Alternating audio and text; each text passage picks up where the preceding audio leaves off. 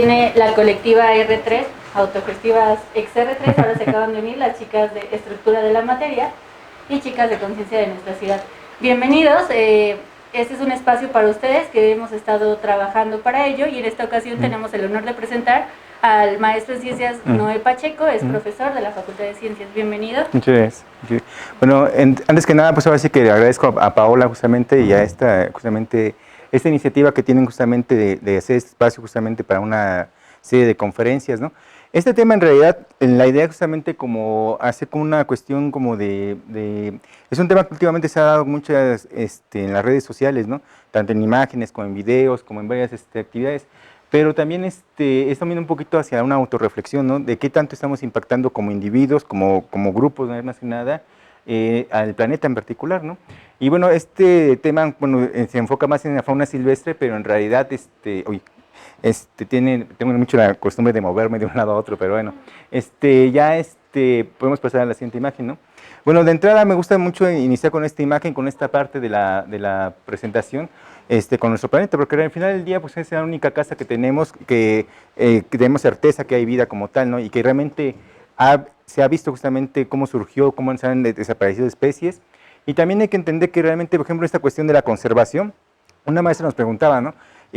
Bueno, realmente para qué es conservación, ¿no? O sea, realmente, incluso también les pregunto a ustedes, bueno, realmente las especies animales, las plantas, requieren que las conservemos, o más bien se está haciendo conservación o se requiere hacer conservación, pero en particular también porque nuestra supervivencia también depende realmente de las otras especies en realidad, ¿no? Entonces, y sí, porque realmente la vida continúa. Le estamos impactando mucho, y de hecho ustedes que están en la sala R3 han visto que realmente el impacto del hombre en la naturaleza ha sido tremendo y ahorita vamos a ver algunas de las imágenes, pero bueno, vamos a continuar con esta parte. Tan solo también este dato también me interesa mucho justamente mencionarlo.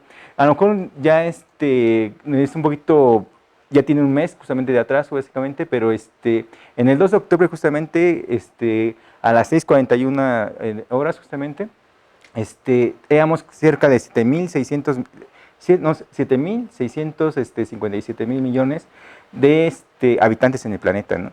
Entonces realmente es un número pero bastante tremendo. Cuando ustedes visitan esta página aquí del Index Mundi, realmente es impactante porque ustedes no pasan ni siquiera un minuto y la cifra va subiendo, va subiendo, va subiendo. Esto ya está desactualizada la cifra, ¿no? Porque cada día, en este momento que estoy hablando, están naciendo un humano en el planeta, ¿no? La tasa de natalidad ha aumentado, la tasa de mortalidad, de hecho, se ha estabilizado o ha bajado un poco, también gracias a los avances en salud, ¿no? Ya que en el pasado realmente había cierta tasa de mortalidad mucho más elevada, ¿no? Aquí también es algo interesante en cuestión de población. Realmente en ocasiones nos podríamos imaginar que, por ejemplo, México está dentro de los países más poblados, pero realmente no. Realmente México ocupamos como el lugar 14, ¿no? En los países más poblados que están en el planeta es China, la India, Estados Unidos, Brasil, y así nos vamos hacia abajo, ¿no? Entonces, bueno, continuamos. ¿Por qué es importante mencionar esto? Porque no es lo mismo cuando a inicios del siglo pasado, en 1900, o hace 2 siglos, en 1800, realmente éramos pocos habitantes en el planeta, ya había habido cierto impacto. De hecho, a partir de la revolución industrial, se empiezan a hacer los impactos en la naturaleza como tal, ¿no? Entonces, realmente también hay que recordar esto. Bueno, en realidad es como una especie como de torbellino que tiene que ver con la cuestión de la evolución, ¿no? Lo que también les mencioné al inicio de la plática, ¿no? Realmente el planeta ha visto surgir especies, pero también ha visto que se han extinto, ¿no? Entonces, de entre ellas están de grandes animales como los dinosaurios, animales como herbívoros justamente del Pleistoceno, una gran cantidad de especies, ¿no? Al final del día, nuestra especie, en este pequeño esquema, se menciona que realmente nuestras especies somos de las últimas especies que aparecen en como si fuera un reloj biológico, ¿no? Que casi en el último segundo, antes de que sea las medianoches, cuando ya aparece justamente, bueno, evoluciona nuevamente nuestra especie, ¿no? Pero bueno, aquí es algo también interesante.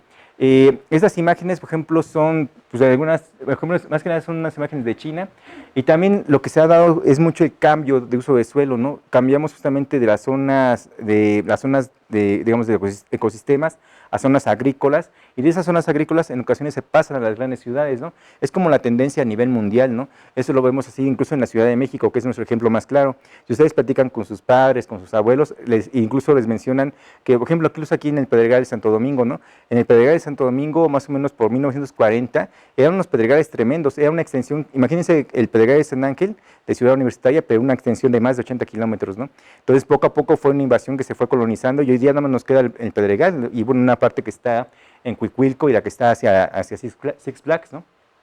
La imagen de acá abajo donde está el tren, en realidad es una imagen para la fotografía, pero en realidad no es que la gente de la India viaje así, en realidad sí fue como imagen para la foto, pero realmente ustedes lo han visto incluso en el sistema del metro de la Ciudad de México, ¿no? Cada vez aumenta la población, incluso hasta es más difícil, parece una lucha grecorromana tratar de subirse y de bajar, ¿no? Entonces realmente, o es un baño sauna, ¿no? Pero al final de cuentas, sí es un problema realmente, porque hay una inmigración hacia las grandes ciudades y hay justamente un desbalance en cuanto a los intereses, ¿no? Económicos y sociales, ¿no? Vamos a continuar. También algo que impacta, antes de abordar directamente el tema de fauna silvestre, es que hay una desigualdad, a nivel mundial hay una desigualdad tremenda, ¿no?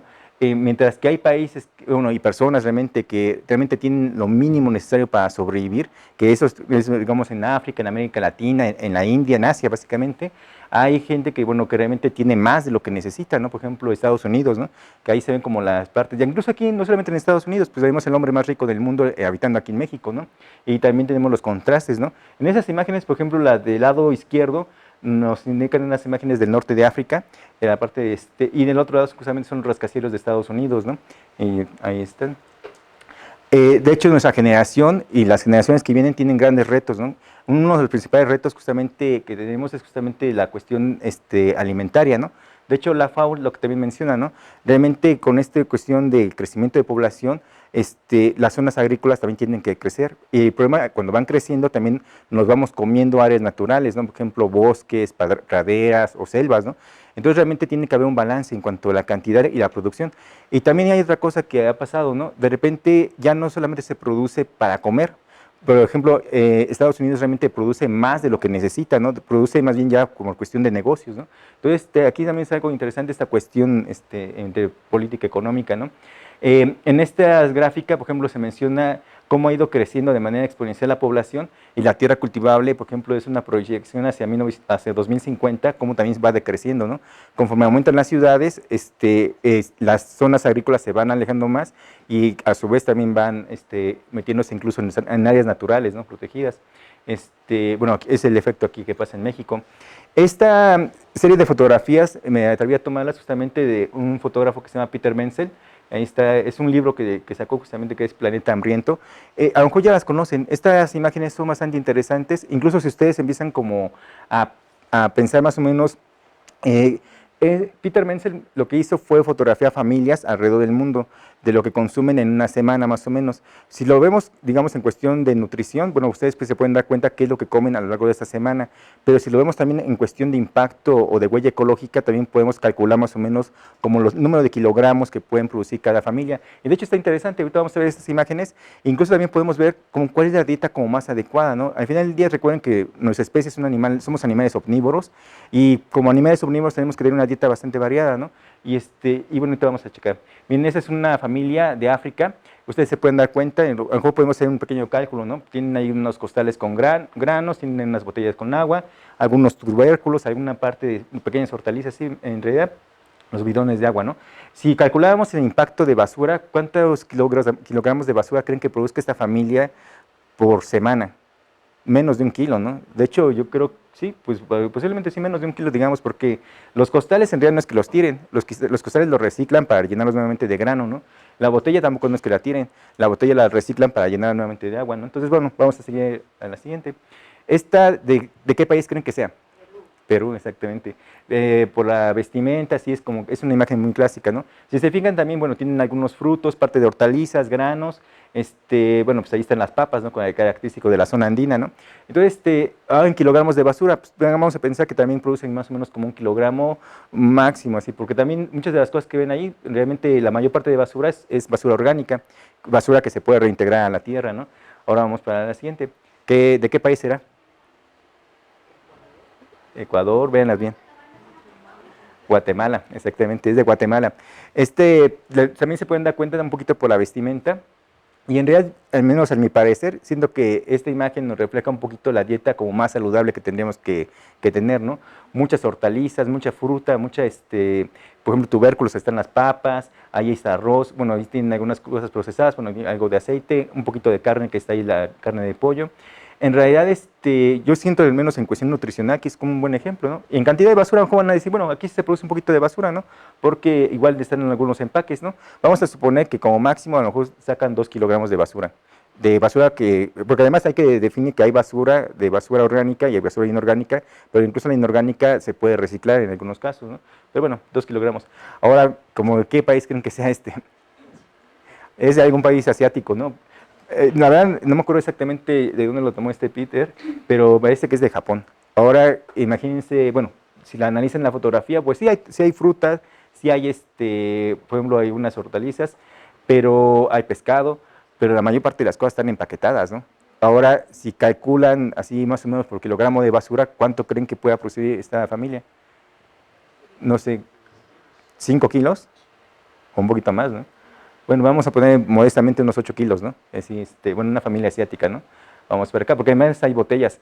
Esta familia, bueno, luego nos cuesta trabajo un poquito definir de dónde es la familia, pero bueno, vamos a ver, si se fijan, también hay varios empaques, ¿no? Bueno, incluso están aquí algunas botellas, están unas botellas de vino, algunas cosas, ¿no? En kilogramos de basura, pues vamos a poner que también llegan a los 10 kilos aproximadamente, ¿no? También hay algunas hortalizas, hay unas cosas, ¿no? Incluso hasta da el alimento de la mascota, ¿no? También, ¿no? De su perrito. Ahora, pues aquí está siempre la pregunta más difícil, ¿de dónde vendrá esta familia, no? Bueno, pues ya es una familia o la representación de una familia mexicana. Recuerden que Peter es solamente tomó una familia, no quiere decir que sea el promedio de todas las familias mexicanas, ¿no? Pero bueno, pues ahí se ve más o menos, ¿no? Tristemente, México somos uno de los países más consumidores de refrescos, ¿no? Entonces aquí viene ese problema, bueno, ahí están la prueba de ello, ¿no? Entonces, aquí también la ventaja que tenemos en nuestro país es que tenemos un país que es megadiverso y esta unión de dos regiones biogeográficas, la neártica y la neotropical, nos permite tener cultivos de todo tipo, ¿no? Tenemos desde plantas justamente de zonas de climas templados hasta plantas de zonas tropicales. En realidad, tener una dieta balanceada en México realmente no es que sea tan costoso, ¿no? A lo mejor nuestra vida diaria a lo mejor impide este tipo de dinámicas, ¿no? Pero por eso podemos tener una gran cantidad de hortalizas, de frutos.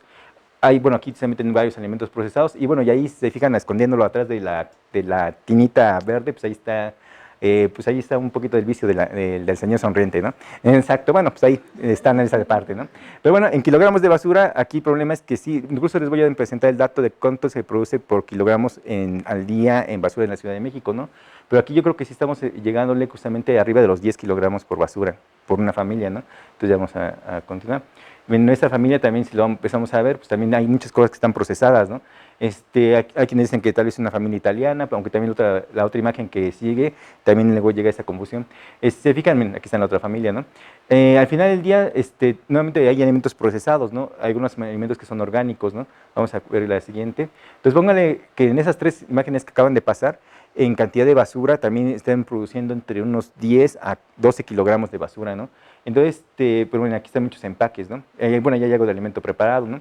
Vamos a continuar. Y bueno, esta familia, bueno, los alumnos que les he presentado esta imagen, bueno, sí me indican que posiblemente sea una familia de Estados Unidos, ¿no? Realmente Estados Unidos realmente es uno de los primeros productores de basura de cantidad tremenda, ¿no? Estados Unidos tiene la cultura del no reciclaje, de hecho, al contrario, es como la cultura del consumo y desperdicio así total, ¿no? Y lamentablemente no es un buen ejemplo a seguir, realmente esta cuestión, ¿no? Pero bueno, ahí están algunos productos, ¿no? Al final del día, todos esos empaques se ven reflejados en esto. De hecho, nuevamente regresando a la Ciudad de México, en la Ciudad de México tuvimos un problema tremendo porque incluso el Borde Oriente, el basurero más grande de la Ciudad de México, le llegamos justamente a la capacidad de carga, ¿no? Entonces ahorita la basura la seguimos produciendo, pero ya no va al Borde Oriente, se va hacia Puebla, se va hacia el Estado de México, pero al final del día también es eso, ¿no? Que realmente, afortunadamente ahorita ya las políticas han estado como ya la separación de basura, pero no basta con esto, también hay que ver y exigir justamente tal vez a las autoridades, o también tener una autocrítica nosotros de ver cómo podemos mediar en no producir tanta basura, ¿no? Y hay varias cosas como pueden hacerlo, ¿no? Y bueno, también aparte de la contaminación de la tierra, por ejemplo, como de basura inorgánica, tenemos la contaminación del aire, ¿no? De hecho, en la Ciudad de México, lamentablemente, tenemos estas cuestiones de contingencias ambientales, ¿no? Porque en la Ciudad de México estamos justamente en una cuenca, ¿no? Entonces, y también, pues, de hecho, la Ciudad de México también consume una gran cantidad de agua potable, ¿no? Que viene del sistema Lerma-Cuixmala, ¿no? Y esta agua limpia llega a la Ciudad de México y sale justamente como agua negra y, de hecho, llega justamente a las zonas de Hidalgo, ¿no? De hecho, en el Valle de Mezitlán hay una gran presa que se llama la presa Endo, ¿no? Que es producto de esta cuestión urbana que ha pasado aquí en México, ¿no? Y bueno, vamos a continuar. Este video, bueno, en realidad no es video, es una imagen nada más, pero sí me gustaría que en otro momento lo pudieran checar ahí en internet. Este más Steve Cutts, es una caricatura en realidad, pero también es también una autocrítica a esta cuestión de autoconsumo que tenemos, de consumo excesivo más bien de que tenemos, ¿no? De las cosas, ¿no? De consumo y aparte de desperdicio, de que hacemos cantidad de basura. Este dato lo saqué de esta página de la Ciudad de México, y bueno, más que nada son las toneladas de basura que producimos. Por ejemplo, ven, ahí está la ciudad de Nueva York, 33 millones de toneladas de basura. Entonces, imagínense, ¿no? Y ahora viene la Ciudad de México, estamos pues abajo de la mitad, son 12 millones de toneladas de basura, pero imagínense, la pura Ciudad de México, ¿no? Está Tokio con 12 millones de toneladas también, y Mumbai justamente, ¿no? Que con 11 mil millones de toneladas, ¿no? Entonces, realmente esto sí está como para reflexionar un poquito de esta cuestión, ¿no? Aunque Tokio, por ejemplo, sí recicla una buena cantidad de sus productos, ¿no?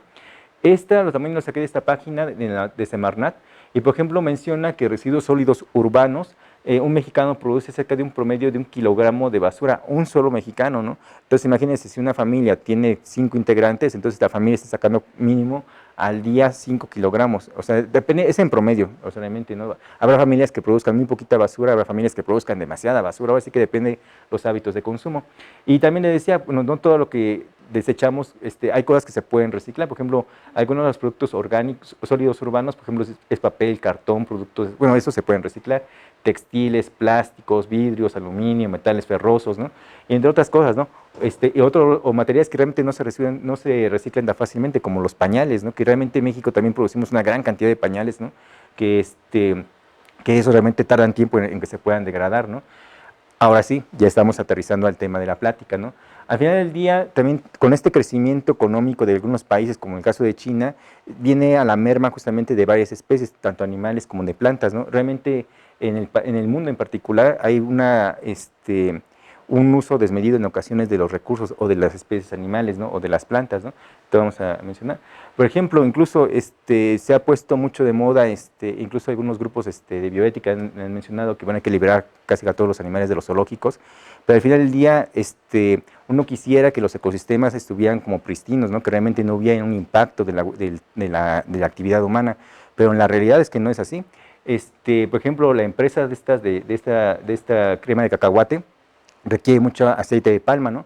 Y esos son los escenarios justamente que han cambiado justamente las grandes selvas de Borneo justamente para hacer un monocultivo de aceite de palma, ¿no? Para hacer este producto, ¿no? Y bueno, en ocasiones los animales quedan ahí justamente, cuando hacen cambio de uso de suelo, utilizan justamente fuego para quemar más rápidamente la selva. Y así son los ecosistemas que están hoy día justamente en algunos lados, no quiere decir que en todos. Hay ecosistemas que todavía están bien conservados, ¿no? Pero nuevamente es eso lo que les digo, depende también los hábitos, porque este producto se vende porque hay demanda. Entonces, si no hubiera demanda, no se vendería. Entonces también nuevamente hay que reflexionar justamente hacia qué es lo que comemos. Es más que nada como ser como consumidores responsables, ¿no? Sí, adelante. Y, y bueno, y nuevamente les digo que incluso hay países que, por ejemplo, China. Ahorita China tiene un mercado económico tremendo, y apenas fue una noticia que salió, incluso está circulando en internet, que China ya levantó la veda para el comercio del cuerno de rinoceronte y de los huesos de tigre, ¿no? Entonces realmente organizaciones que están en favor de la protección de los animales, pues, realmente estamos así como que, bueno, ¿qué está pasando, no? Y el problema, por ejemplo, China lo está haciendo justamente esto porque están supuestamente haciendo un rescate de su medicina tradicional. Ellos piensan que el cuerno de rinoceronte y los huesos de los tigres realmente tienen propiedades afrodisíacas, ¿no? Y el problema con este uso, pues realmente están mermando justamente poblaciones de estos animales, ¿no? Tan solo, por ejemplo, de especies de rinocerontes solamente tenemos 5, ¿no? Así que nos caben en la palma de nuestra mano. Los rinocerontes de Java y de Sumatra son los que están más amenazados. El de Java, bueno, Es un rinoceronte que realmente su población no está bajando debido a la cacería por el cuerno. Esto más que nada es por la destrucción de su hábitat, porque el rinoceronte de Java tiene un cuerno muy chiquito, ¿no? Pero lo que sí, el gran rinoceronte indio, el rinoceronte negro y el rinoceronte blanco, ellos sí son cazados directamente para justamente cortar el cuerno y hacer este tipo de productos, ¿no? Entonces ya, y bueno, también la moda también mata. De hecho, en los años 40, 50 más o menos, había un gran comercio de pieles de felinos justamente de México, de Centroamérica, de Sudamérica, ¿no? Para abastecer de pieles justamente el mercado europeo, ¿no? Francia, Italia, todos los países realmente compraban esas pieles para hacer costosos abrigos, básicamente, ¿no? Y bueno, al final del día, bueno, pues realmente yo prefiero la piel encima del animal, justamente, ¿no? Porque al dueño que le pertenece, básicamente, ¿no? Y bueno, todo esto al final del día va impactando, ¿no? Porque vamos quitando eslabones justamente de los ecosistemas. Esto sí lo vemos reflejado en nuestro país también muy marcado, ¿no? La alta tasa de deforestación. En algún momento el gobierno de México en particular pensó que realmente el país teníamos tierras ociosas, ¿no? Entonces se impulsó mucho a ese cambio de uso de suelo. Para el gobierno, más o menos en los años 50, mencionaban que una tierra ociosa era esa tierra que no tenía una productividad, por ejemplo, ya sea ganadera o agrícola, ¿no? Y de repente centraron su vista en las zonas tropicales de México, en las zonas de Veracruz, ¿no? Entonces empezaron a hacer un cambio de uso de suelo muy acelerado, empezaron a cambiar la selva justamente por monocultivos de pasto y meter ganado, básicamente vacas, ¿no? Al final del día cambiamos toda esa complejidad que era la selva por un monocultivo y para mantener solamente dos especies, ¿no? Y bueno, esto se ve reflejado también, ahorita en este momento que estoy platicando, tanto en zonas de Brasil como algunas partes todavía de México se siguen talando, ¿no? Por ejemplo, nada más por mencionar uno de los muchos ejemplos, ¿no? Tan solo, por ejemplo, un árbol de caoba, ¿no? Llega a medir más o menos como 70 metros de longitud, ¿no? Imagínense cuánto tiempo tardó en crecer este árbol, ¿no? Y es esta complejidad. Por eso les digo que depende también de nuestro consumo responsable, ¿no? El árbol de la caoba, bueno, lo utilizan justamente para hacer muebles bastante lujosos, pero imagínense que una persona que tiene bastante dinero, dicen, bueno, compro mi mueble, pero ya después de 5 años ya no lo quiero. Si tienen esta cuestión de cultura de comprar y desechar, y al contrario, si un mueble se compra, un mueble de madera bien tratado puede tardar hasta más de 30 años, ¿no? Incluso hay muebles justamente que se han visto de la época colonial, que todavía se pueden checar algunos detalles, ¿no? Nuevamente también es eso, ¿no? Sí, tener un consumo responsable, ¿no? hacia lo que extraemos justamente del medio, ¿no? Vamos a continuar. Y bueno, este es el dato de México, ¿no? Por ejemplo, es la selva de los Tuxtlas, ¿no? Imagínense que cuando llegaron los españoles, realmente el complejo de la selva era todo macizo así tremendo, era una gran barrera, ¿no? En 1967, lo que está de la selva es del lado izquierdo, básicamente, hacia la parte de abajo se ve Catemaco, que es el lago, y una manchita más arriba está la laguna de Sontecomapan, y la parte es ahí el Golfo de México, ¿no? Entonces, en el año 67, pues teníamos todavía un manchón grande de selva, ¿no? Fuimos avanzando hasta el 86 y realmente queda realmente la selva en los volcanes más altos, ¿no? Y debido a que realmente estaba impulsando la deforestación, porque decían que realmente, y así era el escenario como ven en la imagen, ¿no? Y bueno, ya un dato más actual es la siguiente imagen. Este es en el 2015, ¿no? En el 2015 esos son los volcanes que todavía están en la selva de los Tuxtlas. La mayor parte de la zona de los Tuxtlas ya son zonas de pastizales para ganadería, que al final del día también esa ganadería tampoco no es tan redituable, ¿no? Porque se afecta con garrapatas, ¿no? Y realmente el ganado no alcanza una buena condición, digamos, de ganancia de peso, básicamente, ¿no? Y bueno, todo esto va ligado hacia una cuestión de cambio climático, que también este tema, bueno, es para otra conferencia, otra plática, pero bueno, mientras en otros lugares las sequías van a ser más prolongadas, hemos también escuchado acerca de descongelamiento de los polos, ¿no? O que incluso los grandes glaciares ya no tienen nieve, por ejemplo, en varias partes de Europa o aquí en México, ¿no? Y bueno, al final del día todo esto tiene cierto impacto, ¿no? Tanto en la vida humana como en la vida animal. Estas son unas imágenes de Paraguay y Argentina en el 2016, que hubo justamente una sequía bastante fuerte, ¿no? En donde algunos animales sí alcanzaron a huir, otros animales quedaron justamente varados, como estos caimanes y el capibara, ¿no? Que ven en esa imagen, ¿no? Entonces, y bueno, a todo esto hay una línea en biología que se llama la biología de la conservación. Esta línea, la idea justamente, como lo mencionan en el texto, valora la diversidad de especies, ¿no? Y las complejas interacciones ecológicas y el proceso evolutivo, ¿no? Y condena la extinción de especies provocada por las actividades humanas, ¿no? Esta línea justamente de la biología básicamente tiene poco tiempo, ¿no? Realmente son como disciplinas emergentes, ¿no? Y bueno, y eso está dado justamente por la crisis ambiental que se está viviendo y también, de hecho, se apoya mucho con la cuestión de la educación ambiental. Vamos a continuar. Y bueno, por ejemplo, en la cuestión de la educación ambiental, básicamente es un proceso permanente en el cual realmente los individuos y las comunidades adquieren conciencia acerca de su medio, ¿no? Aprenden con los conocimientos, valores y destrezas y la experiencia, ¿no? Y básicamente es como tener esta cuestión que realmente el planeta no solamente es para que lo disfrutemos nosotros, ¿no? Sino tener una conciencia que realmente lo podamos conservar para las futuras generaciones, tanto humanas como otras especies que compartimos, ¿no? Las líneas de la educación ambiental, bueno, propicia estrategias de preventivas, básicamente, reorienta patrones de consumo, que es lo que tenemos que trabajar bastante. Yo sé que cuesta trabajo, pero podemos, hay veces hay veces que no cuesta tanto, ¿no? Hay veces que incluso hasta el simple hecho de cargar una botella como para trasladar su agua, ya están haciendo un pequeño cambio. Primero se empiezan con las cosas que pueden hacer ustedes, y después ya lo van compartiendo con su propia familia, ¿no? Se pueden promover acciones de corresponsabilidad, y nuevamente hay que hacer la participación social. Eso tiene que realmente ser el motor, ¿no? que se haga, ¿no? Bueno, la parte de la educación ambiental, bueno, tiene 3 líneas. La educación ambiental formal, que es la que se da en instituciones educativas, en las universidades, en la SEP. La no formal es la que se da justamente en áreas como los museos de ciencias, en los zoológicos, jardines botánicos, ¿no? Y la informal es la que se da de manera cotidiana, cuando ustedes platican, digamos, cuando están tomando un café con sus amigos, o cuando están no sé, en la familia, o hasta en una actividad de un grupo religioso, ¿no? Ellas se dan como las líneas justamente de la educación ambiental. Y bueno, les decía que realmente esta forma como de aprender de cómo nos podemos interaccionar con el medio, museos como Universum o zoológicos que también pueden participar de manera activa, ¿no? Tratar de hacer este tipo de cambio, ¿no? Vamos a continuar. Y bueno, y al final del día realmente la educación ambiental también pretende que realmente la persona no sea solamente un espectador, sino que participemos de manera activa. Se puede participar de manera activa, uno asistiendo a este tipo de foros, dando también pláticas también, pero más aún cambiando nuestros propios hábitos de consumo, que es lo que realmente necesitamos hacer, ¿no? Entonces realmente vamos a continuar. Bueno, esta triada me gustó también porque realmente al final del día, para lograr hacer realmente un cambio, digamos, en el pensamiento, o sea, tenemos que tener estos factores, ¿no? Desde el punto de vista social, desde el punto de vista económico, la economía no la podemos dejar a un lado, ¿no? Desde el punto de vista ecológico, ¿no? La idea es que también estos cambios justamente sean de manera equitativa, viables, también soportables, ¿no? Para tratar de hacer un manejo sostenible o sustentable, ¿no? Ahora sí, ya van a decir, bueno, ¿y los animales cuándo llegan, no? Ahora sí ya llegamos justamente, ahora sí, ¿qué pasa con los animales y la basura en el mundo? Esas imágenes están bastante impactantes. Y bueno, hay un artículo que salió justamente en el 2017, que en el Global Ecology and Conservation, por Pablo Plaza y Sergio Lambertucci, y es un artículo bastante interesante, lo pueden bajar de internet. De hecho, en su diagrama que ponen aquí, mencionan qué impactos directos pueden tener en la fauna silvestre con la basura en particular, y qué conflictos pueden crear incluso, ¿no? De entrada, por ejemplo, puede pasar de que hay especies que son externas, ¿no? Que se empiezan a llegar a los grandes tiraderos, ¿no?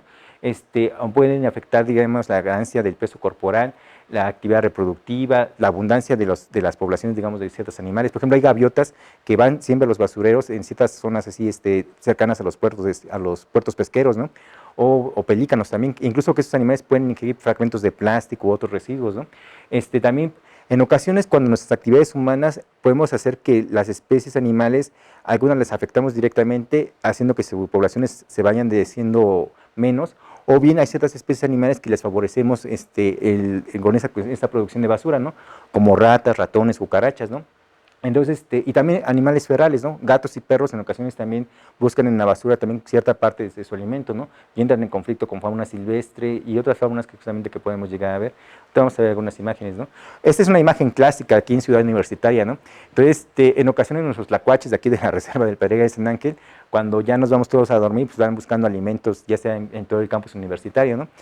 Son muy curiosos, de hecho se guían mucho por el olfato y también son bastante tranquilos, ¿no? Incluso yo creo que aquí en la parte, en las periferias del museo, en ocasiones se llegan a quedar atorados, se trepan al bote de basura y ya no se pueden salir, ¿no? Entonces, el problema también es eso, ¿no? En ocasiones sí llegan a encontrar algo de alimento, restos de manzanas, pues que a lo mejor ya es una parte de alimento que está ahí, pero en ocasiones se pueden llegar a comer fragmentos de chicle, plásticos, todo, que al final de cuentas le afecta a la salud y que también llega a ser perjudicial para ellos, ¿no? Si llegamos a encontrar un tlacuache en Ciudad Universitaria en un bote de basura, lo único que tenemos que hacer es como doblar un poquito el bote para permitir que el tlacuache salga, ¿no? Para evitar que quede ahí capturado, ¿no? Incluso también valdría la pena hacer nuevos diseños de botes de basura para evitar que los tlacuaches logren ingresar a esta parte, ¿no? Fauna doméstica, ¿no? Que lamentablemente también luego hay gente que abandona a sus animales en todos lados, ¿no? Vean, si se fijan, estos gatos realmente están prácticamente en los huesos, ¿no?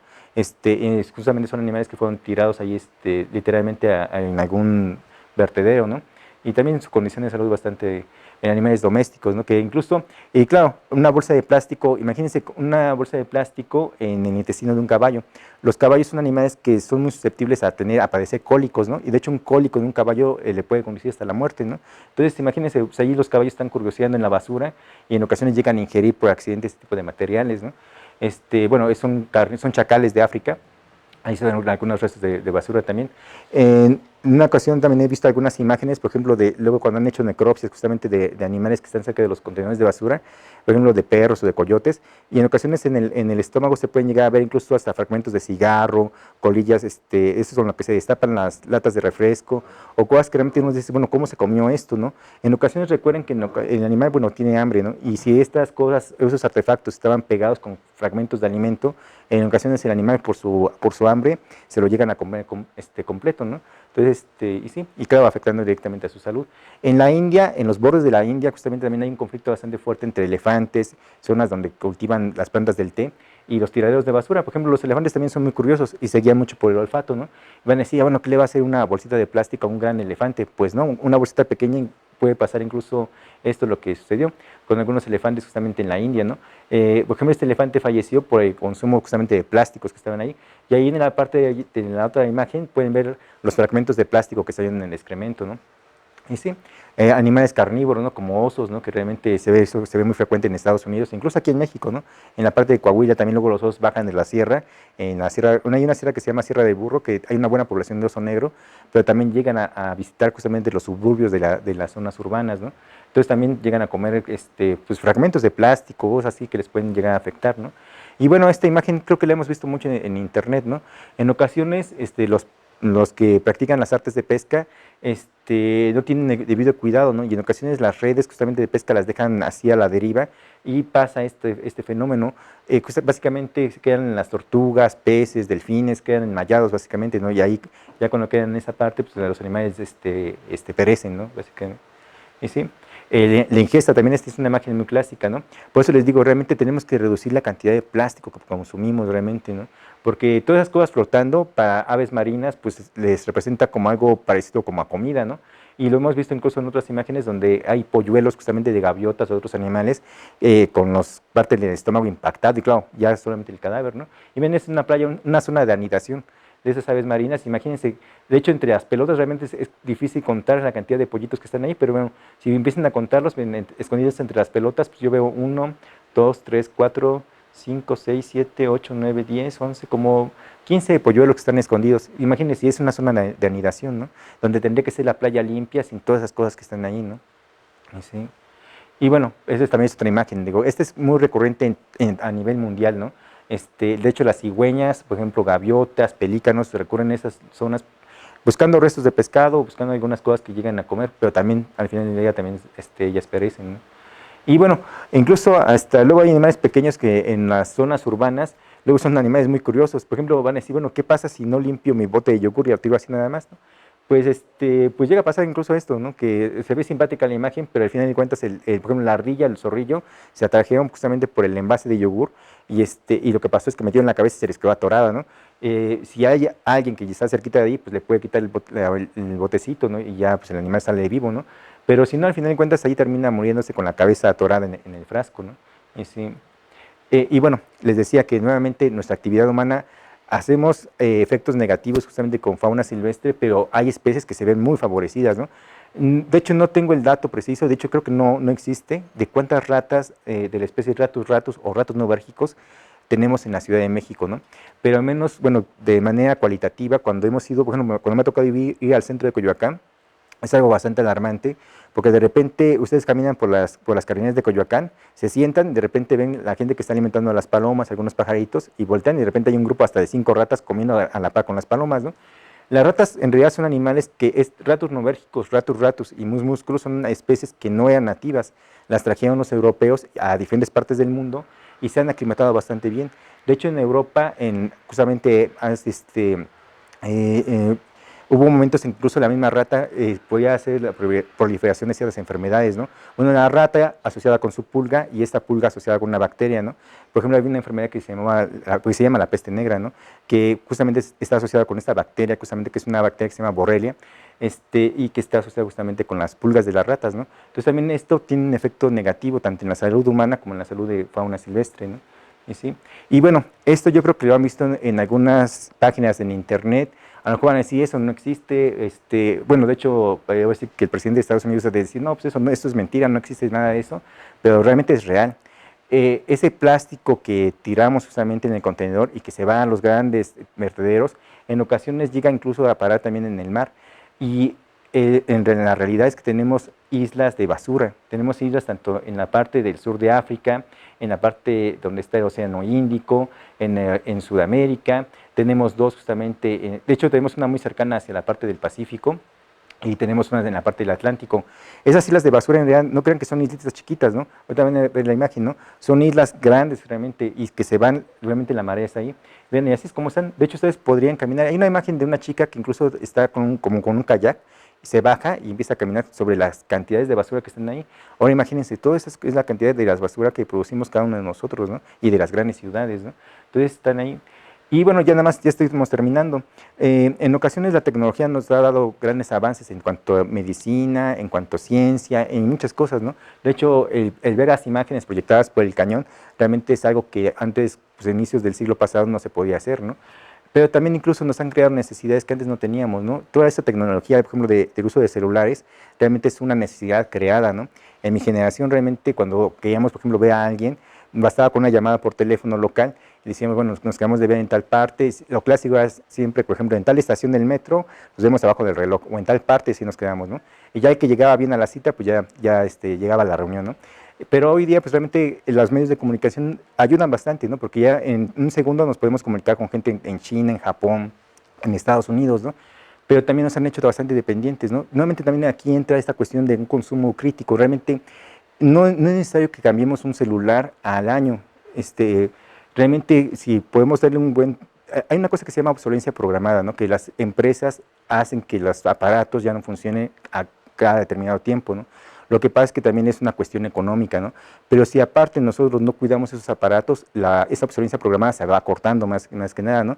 Si con el celular, bueno, antes se destapaban las cervezas o los refrescos con los celulares viejitos, ¿no?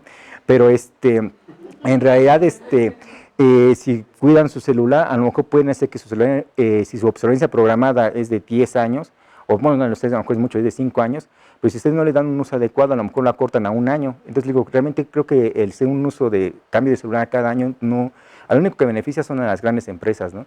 Pero, por ejemplo, los minerales que se extraen para hacer un celular o alguna tableta es un mineral que se llama el coltán. Y, por ejemplo, y eso tiene un fuerte impacto, por ejemplo, en las zonas de África, coltán, con C, coltán. Entonces, porque por ejemplo el coltán se extrae de unas minas de la parte donde está, en las zonas donde viven los gorilas, y de hecho también hay explotación infantil, ¿no? en esta industria económica, ¿no? Entonces realmente hay un impacto de cacería furtiva de animales silvestres, hay incluso hasta guerrillas así locales, y todo justamente está en giro justamente por esta economía de la tecnología, básicamente, ¿no? Entonces, nuevamente también hay que ser consumidores responsables, ¿no?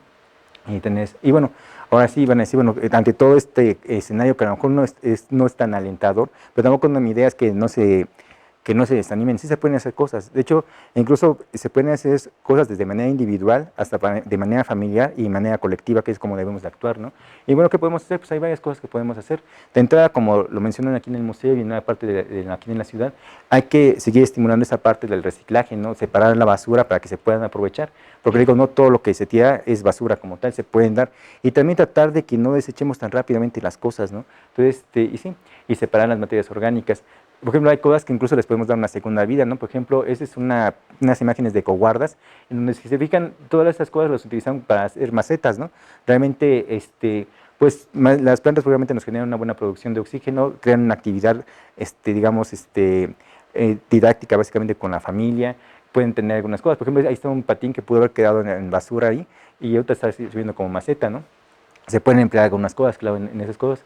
envases de refrescos. De hecho, hay algunos grupos justamente que han hecho los envases de refresco, los han rellenado justamente con arena para hacer bardas, ¿no? Y ponen mallas de gallinero y se pueden servir a hacer como pequeñas construcciones, ¿no? Es una forma, es preferible que tengan como construcción a que esté flotando en el mar, ¿no? Entonces, puede ser una alternativa también para tener esta cuestión, ¿no? Y este es un ejemplo bastante bonito. Igual luego me gustaría que lo pudieran buscar, digamos, ahí en internet, algo así, pero este ejemplo es en Paraguay. Es una comunidad que vive justamente al lado de los bordes, de los grandes tiraderos ahí en Paraguay, y fue una iniciativa de dos personas bastante interesantes. De hecho, incluso aquí es algo que también me gusta como compartir con el público que luego llega a platicar, porque no es necesario, por ejemplo, tener títulos digamos, de licenciados o de maestros o de doctores, ¿no? Basta la pura iniciativa, básicamente, ¿no? Aquí, por ejemplo, fue la iniciativa de dos personas, un director de orquesta que se llama Fabio Chávez y una persona realmente de una vida muy humilde, muy sencilla, pero con una gran capacidad creativa que impacta bastante, ¿no? Que es el señor Nicolás Gómez. El señor Nicolás Gómez, su actividad es recolectar basura en esos tiraderos, ¿no? Y por iniciativa con el director Fabio, de repente se les ocurrió enseñar, dar clases de música a los jóvenes, básicamente, ¿no? Cuando empezaron, llevaban instrumentos musicales que compraban de madera y todos instrumentos musicales pues, que eran caros, ¿no? Pero la demanda de los chicos que querían tener, aprender música, pues era muy alta, ¿no? Entonces ahí entra en escena el señor Nicolás Gómez, ¿no? Porque de repente se le ocurrió, bueno, hay muchos chicos que quieren aprender música, pero tenemos pocos instrumentos, tenían poquitos violines, poquitos violonchelos, ¿no? Y de repente agarró unas latas que estaban en los botes de basura, los empezó a trabajar y hizo violines, hizo justamente guitarras, hizo violonchelos, una gran cantidad de cosas, ¿no? Que de hecho por eso le digo que es un buen ejemplo de las cosas que se pueden hacer. En ocasiones no se requiere tanto dinero, ¿no? Y bueno, ya les decía, bueno, realmente el 90% de los residuos sólidos se pueden reciclar, ¿no? Y también y solamente un 10% realmente es basura como real, ¿no? Que ahí está, ¿no? Entonces, y bueno, también la iniciativa de mucha gente. Por ejemplo, aquí está otro ejemplo. Ese es un biólogo de México. Esta persona, lo que hizo fue, les platiqué de ese escenario que realmente era el cambio de uso de suelo en la selva, ¿no? La gente cambia por necesidades, también por cuestiones económicas, ¿no? Pero, por ejemplo, esta persona lo que hizo fue, no, bueno, yo no quiero que la selva se degrade, pero necesitamos atraer un recurso económico para la población. Y se le ocurrió comprar un pequeño terrenito, pero no meter ganado, sino hacer unas cabañas para ecoturismo, porque al lado de sus cabañas está un macizo de selva, pero tremendo, y realmente es espectacular, ¿no?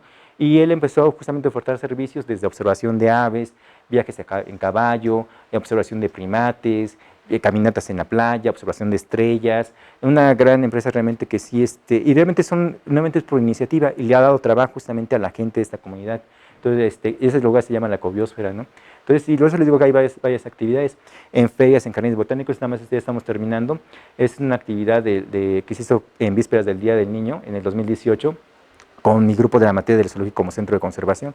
Entonces, pero la idea es justamente que pasemos de ser como espectadores a ser una parte activa, ¿no? Entonces, y es como que el mensaje que les quiero dejar, ¿no? Y bueno, ya estamos terminando.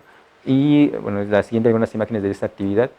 Ahí con mis alumnos. Realmente al final del día ellos fueron los que propusieron las actividades. Aquí la bandera de esa actividad, de esas mesas de talleres básicamente fueron un poquito ver la importancia de lo que tienen los pedregales, también el valor que tienen los zoológicos como espacios para conservación y también entender, incluso ellos no utilizaban cosas así que fueran tan caras, utilizaban materiales también como de reciclaje para hacer algunas actividades lúdicas, pero también tratan de transmitir justamente esta información, ¿no?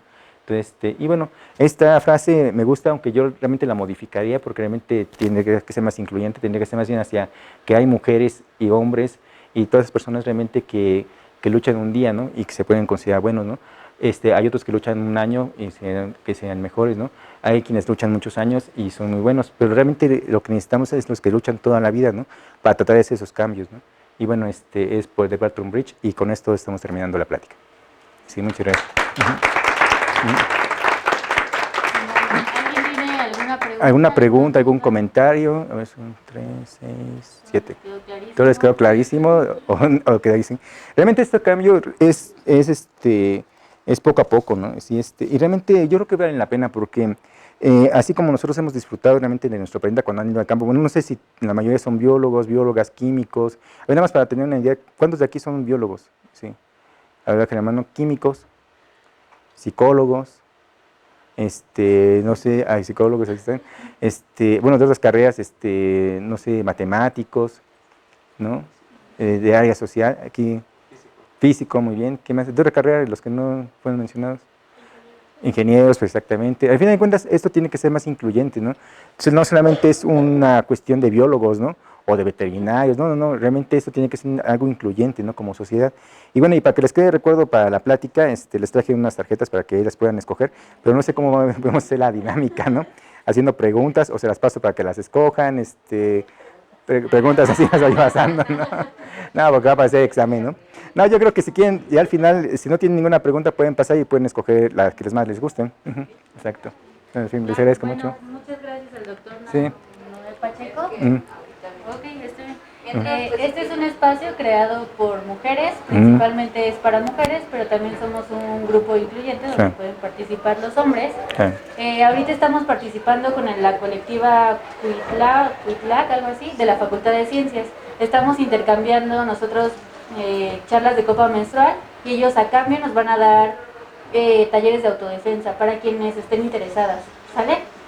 La próxima semana tenemos la plática de cactáceas en México y la siguiente, el grupo, bueno, la Asociación Cannabinoides nos va a dar charla del cannabis de uso medicinal. ¿Sale? Bueno, sí. Muchas gracias. Pues muchas gracias. No, pues muchas gracias. Muchas gracias a ustedes también. Pues si quieren pasar, escoger, si quieren escoger, y como que vamos pasando. Bueno. También escogen, sí. Sí, ok.